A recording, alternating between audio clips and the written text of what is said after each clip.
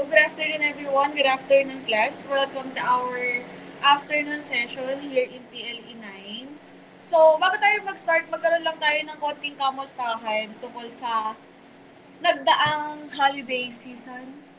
So, isa-isa I want to hear you kung kamusta ba ang naging bagong taon natin. And give me at least one of your New Year's resolution. Rich, dahil ikaw ang nasa una sa tiles.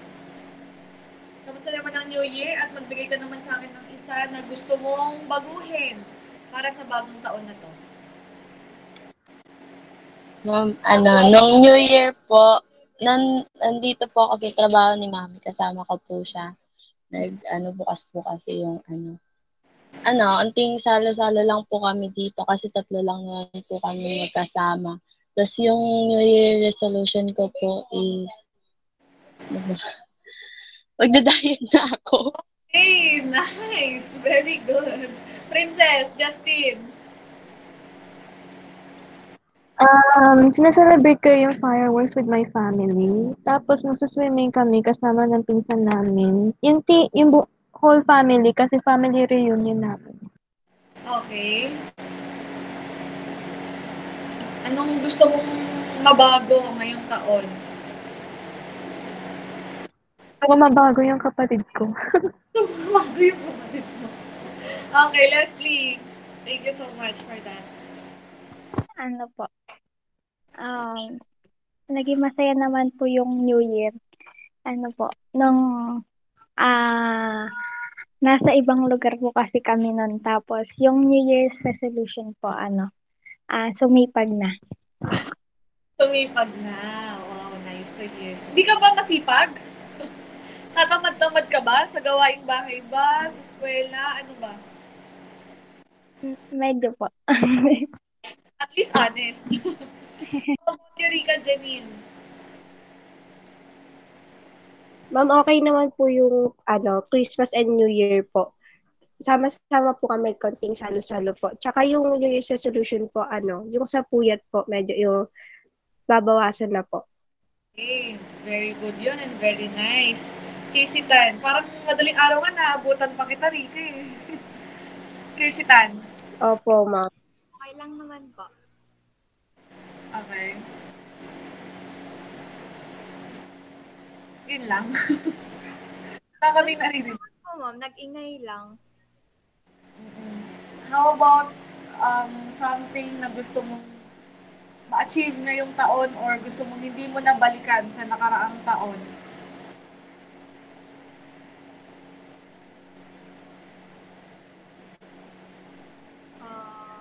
Wala naman po, ma'am.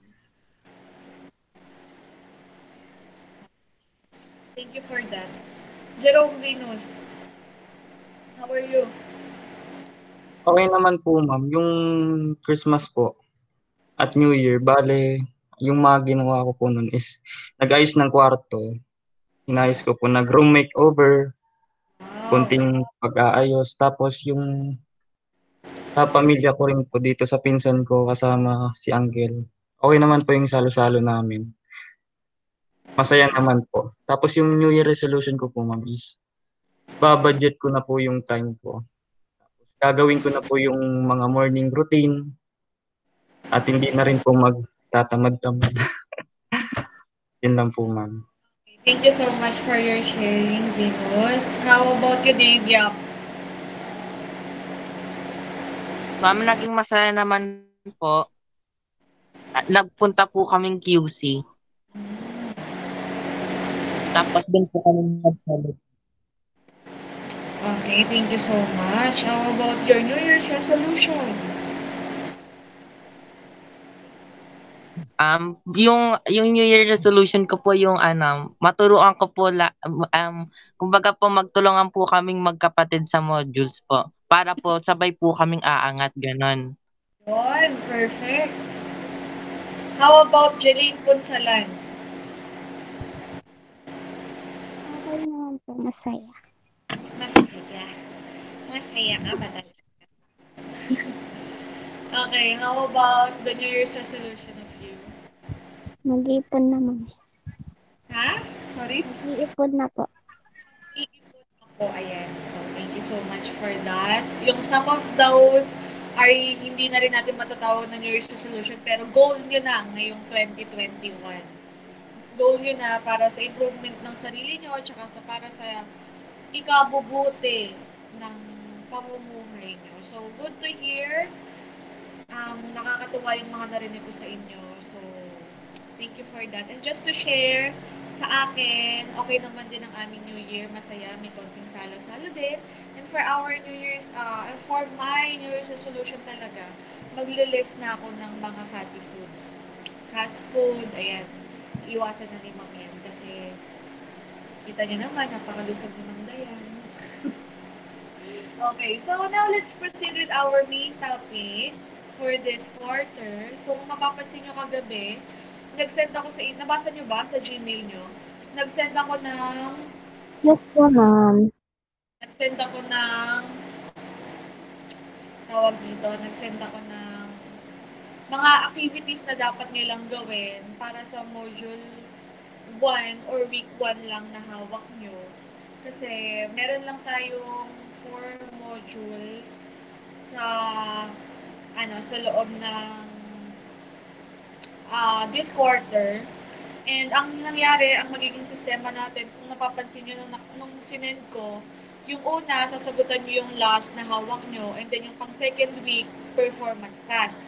Ganun yung magiging system natin this second grading.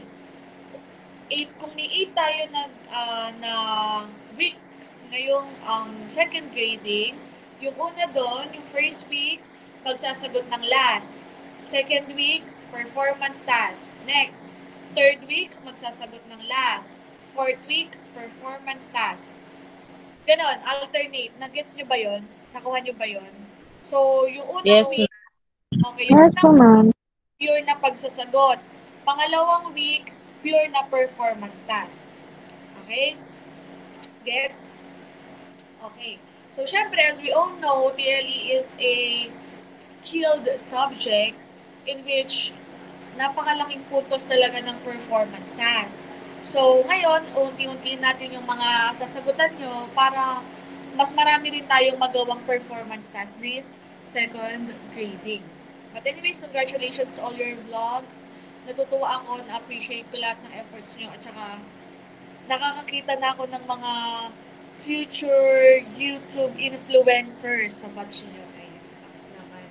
Okay, so nakikita yung presentation ni Ma'am. So for our TLE 9, Kukeni, quarter 2, week 1. For our, ayan. Ayan, so for our quarter 2, week 1, we're gonna discuss on how to prepare salad and dressing. So for our second slide, ano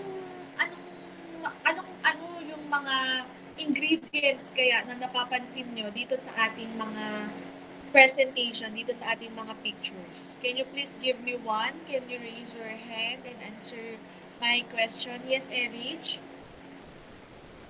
Ma'am, dun po sa picture number 2, yung may blue plate po, parang yung nilalagay po ay vegetable oil, tapos may blueberries, tapos cabbage, tsaka mango strawberry. Okay. And, yun, cabbage. Okay. Good.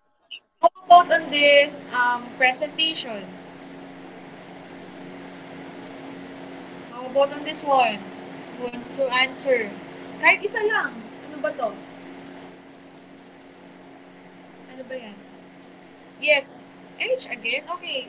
Erich, go on. And then we can proceed to the next. Ma'am, yung ano po, yung parang main ingredients, potato, rice, tapos sa ibabaw niya po is mga tomatoes, tapos may mayonnaise, tapos may mga leafy things sa ibabaw po.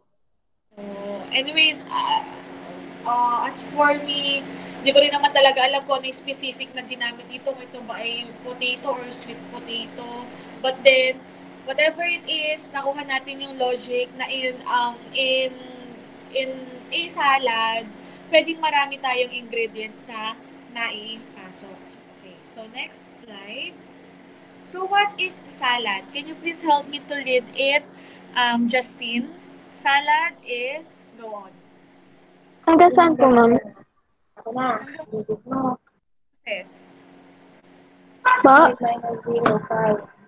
Hanggang process. Po? Yes, sir. Salad is any wide variety of dishes made of raw and cooked vegetables, pasta, legumes, eggs, grains, meat, poultry, seafood, and variety of fruits, leafy greens, nuts, seeds, dressing oils, emulsions, juice. Okay. Generally served cold, but an exception, German potato salad may be served warm. Okay, so these are the some ingredients in making salad. So you can combine any of these para makabuo ka ng isang salad. Next, for our origin and history, can you please help me to read it, Dave, please?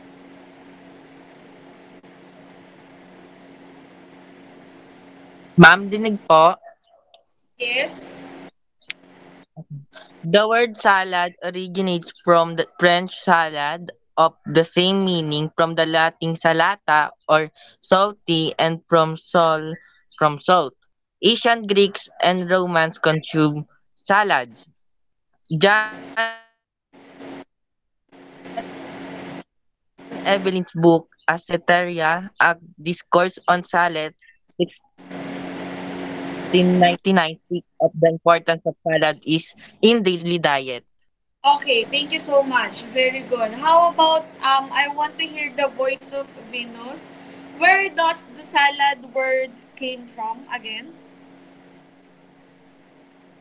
Venus, are you there? It came from the French salade. Yun po, ma'am.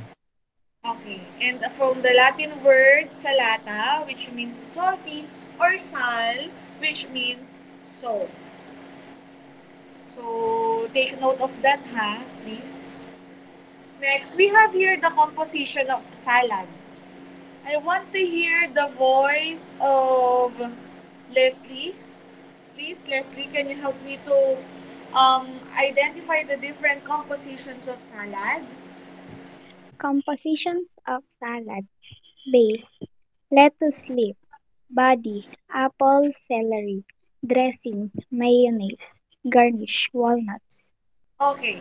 So, those are the compositions of salads. Ibig sabihin, ito yung bumubuo sa isang salad para masabi natin siya na complete and well-organized salad. So, we have here the base. So, in this example, our base is lettuce or any kind of leafy vegetables. Next, we have the body. Our body is the main ingredient of the salad. So, pag sinabi nating apple salad, the body is made of apple. If we say it is a chicken salad, of course, the body is made of chicken. For the garnish, we have walnuts. O ito yung mga pang-ping-ping-ping, pang-paganda. Pero at the same time, nagbibigay rin siya ng maganda at sa taste, magandang effect sa taste ng salad. And we have here the dressing, such as, most of the time, it is the mayonnaise. Next, for our sixth slide, we will study about the classification of salads according to ingredients used. First is the green salad. So the green salad, our green salad, it must be fresh, clean, crisp, and cold and well drained. Moisture and air are necessary to keep green crisp or para mapanatiling nating malutong daw ang ating mga green salad or made of leafy vegetables such as oak leaf, lolo rosso, cos lettuce, and then the green ice. So in this case, this is an example of green salad. Ma'am, paano po namin malalaman pag green salad? Again, most of the ingredients is made up of green and leafy vegetables. Okay? Next, we have here the vegetable, the green legumes, and the pasta salads. These are salads whose main ingredients are vegetables other than lettuce. Bukod sa lettuce, may iba pa siyang um, ingredients. Starchy items such as grains, pastas, and dried legumes can also form the body of a salad. Raw or cooked vegetables are usually added to the starch items to enhance the color, flavor, and nutritional balance of the salad. Protein items such as poultry, meat, seafood, and cheese may be added to vegetable and starch salads. So, anyone here, Venus, on these three picture, can you please, draw a arrow or markings kung alin ba dito yung example ng vegetable salad, ng grain salads, ng pasta salad? Please, in these three pictures, you can use this highlighter and choose color green. Go ahead. Venus, do you got it? Naintindihan? Okay, good. Sorry. Venus, open your mic so I can hear. Yes po, ma'am. Nuggets po Ituturo po kung saan yung vegetable or grain legumes po. Using green highlighter. Ito, for example, ma'am, ito po yung vegetable salad. Using that. Go. Try. Just try. Where is the sample of a vegetable salad?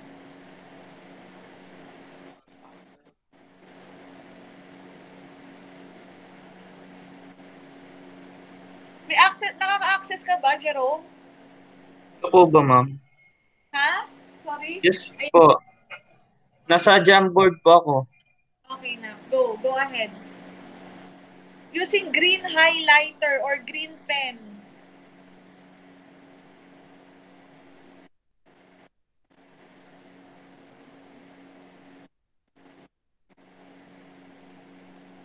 Hello? Yes po, ma'am. Ito na po. Ito po yung vegetable salad, ma'am. Saan ka? Hindi kita nakikita. Lagyan mo ng arrow marks na. Ito po ba? Kita na po. Hindi po. Wala, bakit? Nakikita niyo ba siya? Yung ano lang po, yung parang araw. Yung arrow niya, nakikita niyo? Opo. Ito po, ma'am. Kita po ba, ma'am? Hindi. Asan ka ba, Nak? Ano na bang nagawa mo? Hindi ko nakita eh. Ito po, binibilugan ko po yung ano. Ma'am, excuse me po. Ma'am, nandun po ata si Jerome sa may pinaka-cover po ng TLE natin, ma'am. Okay. I see. Hindi po kasi ma-scroll eh. Ano next? Ito ang ginagawa ni Ma'am mo. Ay, opo, ito na. May gumalaw pa nito. Sino yun? Pag na po, andito na po ako, ma'am. Nandiyan ka na ba? Ayan. Sa may Jamboard po. Nandiyan ka na? Opo. Okay, do it now.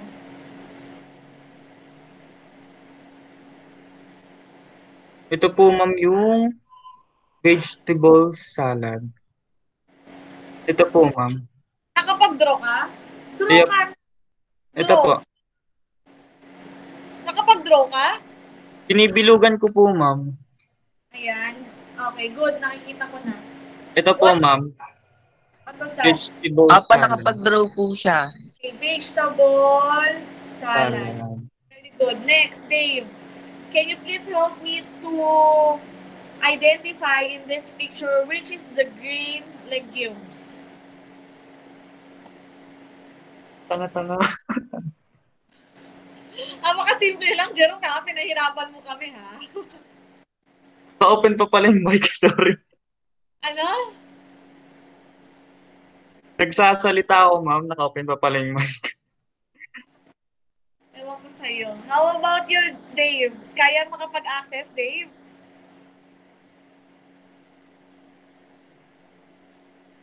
Hello? Bigyan niyo naman ako ng sagot. Kung kaya or hindi, para ay... Ma'am, Android lang po ata si Dave. Okay lang. Kaya naman yun eh. Kaya ba, Dave, o hindi? Baka na,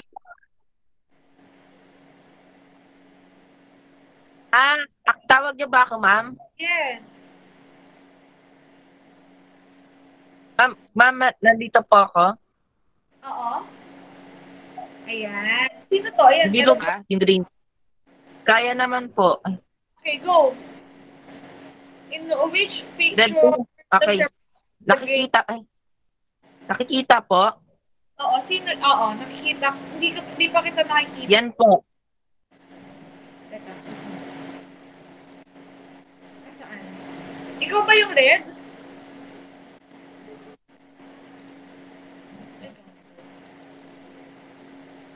May I see? Ayan. Yes! Ikaw nga, babae. So, this is the green. Opo. Thank you so much. How about the pasta salad? Who wants to try? Who wants to try for the pasta salad? So, obviously, this is our example of pasta. Okay? So, on our next slide, these are the examples of bound salads. So, bound salads, these are mixtures of foods that are held together or bound with dressing, usually with a thick dressing like Ma'am, try. Okay, wait for a while. The term bound is most often used for traditional mixtures, cooked protein, starch, and vegetable items with mayonnaise like chicken salad, tuna salad, egg salad, and potato salad. So, by the way, balik tayo dito.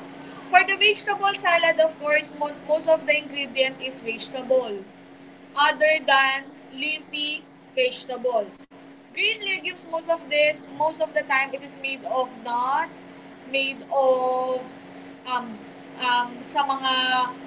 sa mga almonds, sa mga pistachio and everything, basta made of green legumes salad.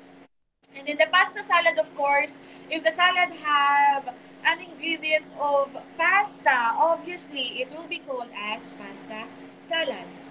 And for the bound salads, most of the example of this is the chicken salad, tuna salad, egg salad, and potato salad. Okay, Erich, try. Where is the bound salads here in the picture?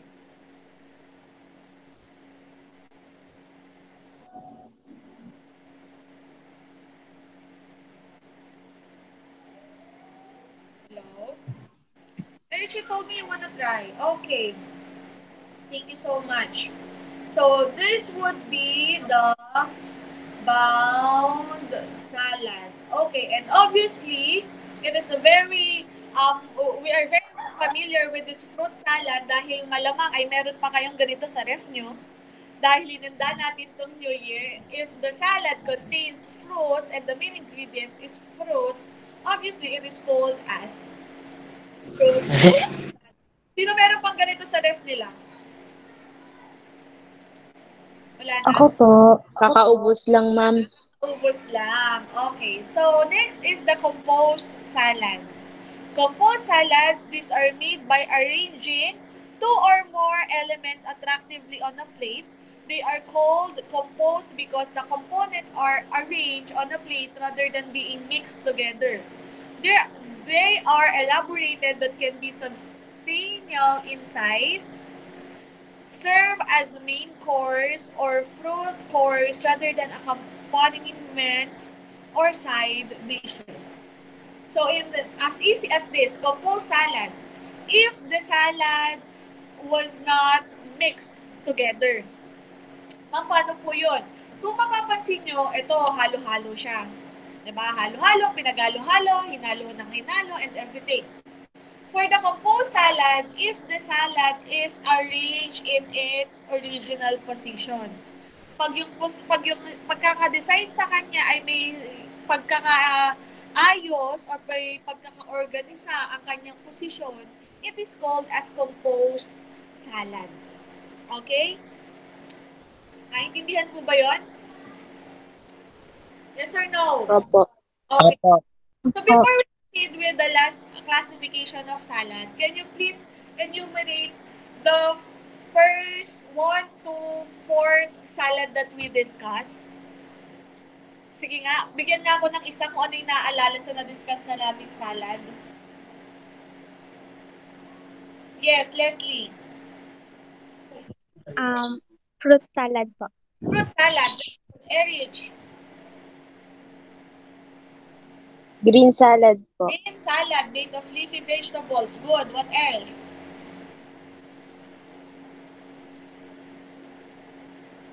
Yes, Venus. Vegetable salad, ma'am. Vegetable salads, the legumes, and then the pasta salad. What else? Last one.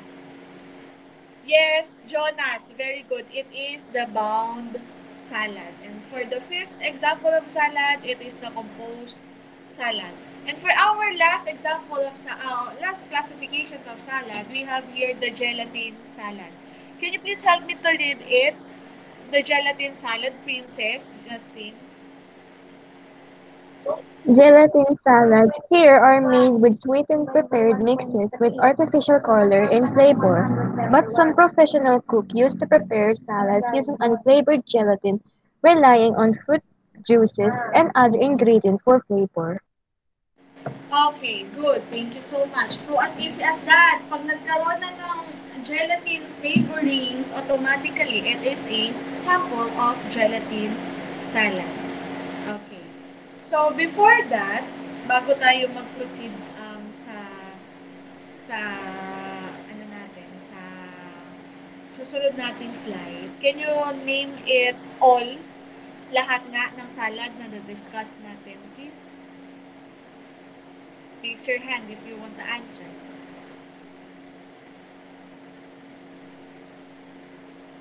No one? Yes, Ma'am, ano nga po ulit? Medyo Leslie choppy. Papo, can you please enumerate the 6 salad examples, classifications that we discussed? Gelatin salad, composed salad, bound salad, fruit salad, green salad, vegetable salad. Vegetable, green legumes, and pasta salad. Very good. Thank you so much. And lastly, for the classifications of salad, we have here the appetizer salad.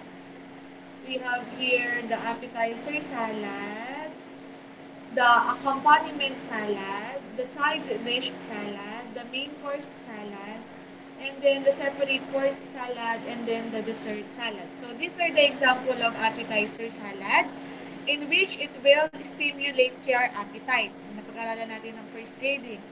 The eyes eat first, right? So it will help you to boost your interest in eating your main dish. The accompaniment salad, such as this, it must be balanced and harmonized with the rest of the meal. Pag sinabi natin accompaniment, pang tabi or pang accompany, pang kasama. Kailangan pang perfect combination siya. So this is the accompaniment salad. Next is the side dish salad. Side dish salad, most of the time it is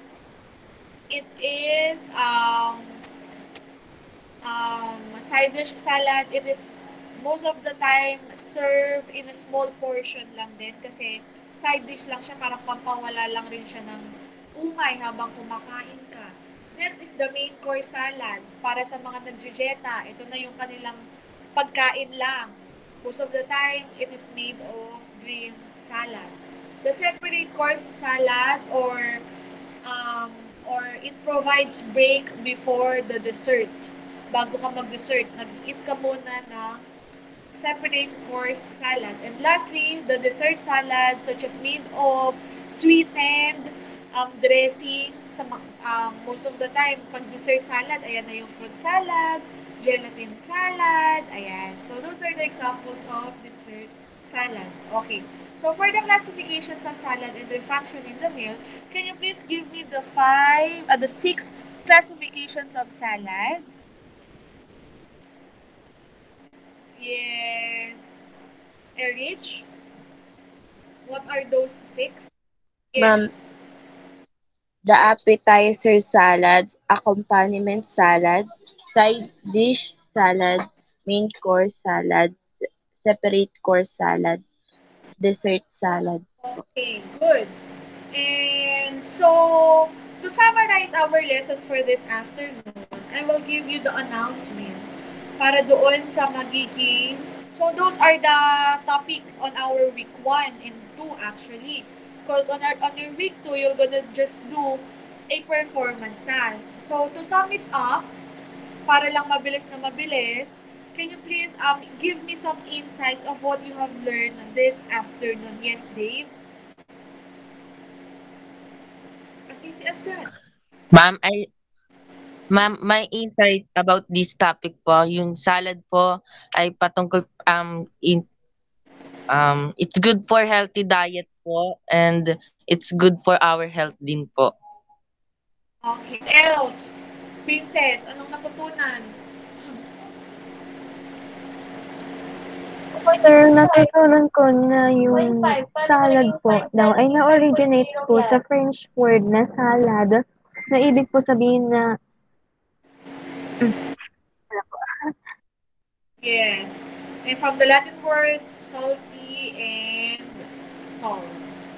The composition of salad, you can summarize this. Leslie? Meron po tayong composition po ng salad. Meron pong base, body, dressing, at garnish. Thank you so much. The six classification of salad according to its ingredients. Who wants to enumerate again? Rika Janine.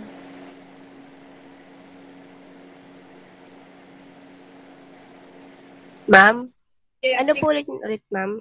the six, Medyo choppy po eh. the six classifications of salad according to ingredients. Ano yun? Ma'am, ano po? Green salad or vegetable salad, composed salad, fruit salad, bound salad, gelatin, and pasta salad po. Okay, thank you so much. And lastly, for the classifications, yes, we already summarized this one. And for our announcement this afternoon, okay. So for your, nakikita ba? For your quarter 2 TLE cookery, so for your week 1 activity, ang sasagutan nyo lang ay yung activity number 2, guess the gibberish, and activity number 3, give at least 3 ingredients of the following salad. Yan lang po para sa LAS or activity sheet na hawak nyo. Okay, marami yan, 'di ba? Pero yung dalawa lang po yung sasagutan. Next, for your performance task, as easy as for your week 2. Okay, for your week 2, you just need to, based on the given classifications mentioned above, choose at least one type of salad and prepare all the ingredients needed. Please use ingredients available to you in your locality. Kung ano lang yung meron kayo, please. And ma'am, video? sorry? Video po? Listen muna na para malinaw po sa'yo. Next, number 2 is to prepare all the ingredients available in your locality. For number 3, assemble all the ingredients and materials needed in salad making. Number 4, prepare, gumawa, and kung ano yung mga na-discuss ko. And then number 5 is to serve it on a plate. Then take a photo of your output. So, hindi po video. All you need to do is just to take a photo o capture nyo yung ginawa nyo. Picturean yung ginawa nyo. And you need to print your output in short bond paper. Okay? And then at the back of your paper, write a reflection kung ano yung naramdaman nyo, kung ano yung natutunan nyo habang ginagawa nyo yung salad. 3 to 5 sentences, okay na po yun. Sa likod ha. So sa harap, nakaprint. Sa likod, reflection. Nasa likod din ang inyong pangalan. Okay? Next. And you will pass it on the retrieval of modules. Now, so I will just end this stream. Stop ko lang muna yung recordings natin para may kayo lang yung i-upload ni ma'am. Pero I still have some